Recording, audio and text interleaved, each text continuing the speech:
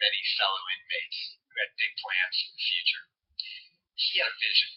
When he got out, he was going to leave the dope game for good and fly straight.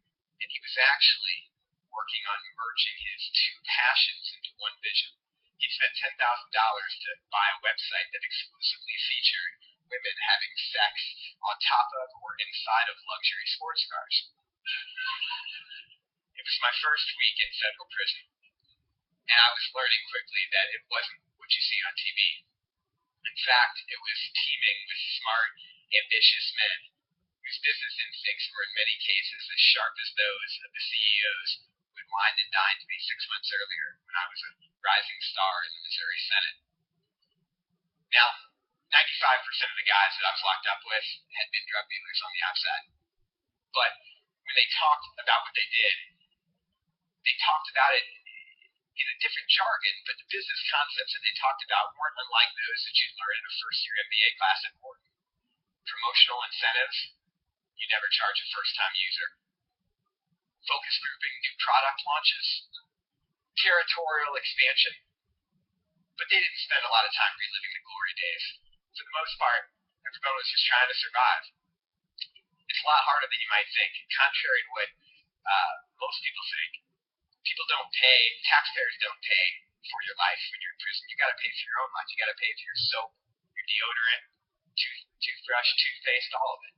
And it's hard for a couple of reasons. First, everything's marked up 30 to 50% from what you pay on the street. And second, you don't make a lot of money. I unloaded trucks. That was my full-time job, unloading trucks in a food warehouse for $5.25, not an hour, but per month. So how do you survive? We learned to hustle. All kinds of hustles. There's legal hustles. You pay everything in stamps as the currency. You charge another inmate to clean his cell. There's sort of illegal hustles, like you run a barbershop out of your cell. There's pretty illegal hustles. You run a tattoo parlor out of your own cell.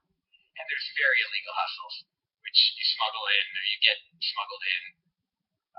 Drugs, pornography, cell phones. And just as in the outer world, there's a risk-reward trade-off. So the riskier the enterprise, the more profitable it could potentially be. You want a cigarette in prison? $3 to $5. You want an old-fashioned cell phone that you flip open that is about as big as your head? $300. You want a dirty magazine? Well, it can be as much as $1,000. So as you can probably tell, one of the defining aspects of prison life is ingenuity. Whether it was concocting delicious meals from stolen scraps from the warehouse, sculpting people's hair with toenail clippers, or constructing weights from boulders in laundry bags tied on to tree limbs, prisoners learn how to make do with less. And many of them want to take this ingenuity that they've learned to the outside and start restaurants, barbershops, personal training businesses. But there's no training, nothing to prepare them for that, no rehabilitation at all in prison. No one to help them write a business plan, figure out a way to translate the business concepts they intuitively grasp into legal enterprises. No access to the internet even. And then, when they come out, most states don't even have a law prohibiting employers from discriminating against people with a background. So none of us should be surprised that 2 out of 3 ex-offenders re-offend within 5 years. Look, I lied to the feds. I lost a year of my life from it.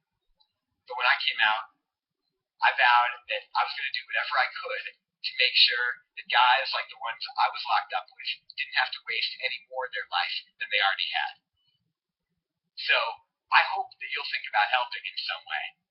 The best thing we can do is figure out ways to nurture the entrepreneurial spirit and the tremendous untapped potential in our prisons. Because if we don't, they're not going to learn any new skills that's going to help them, and they'll be right back. All they'll learn on the inside is new hustles. Thank you.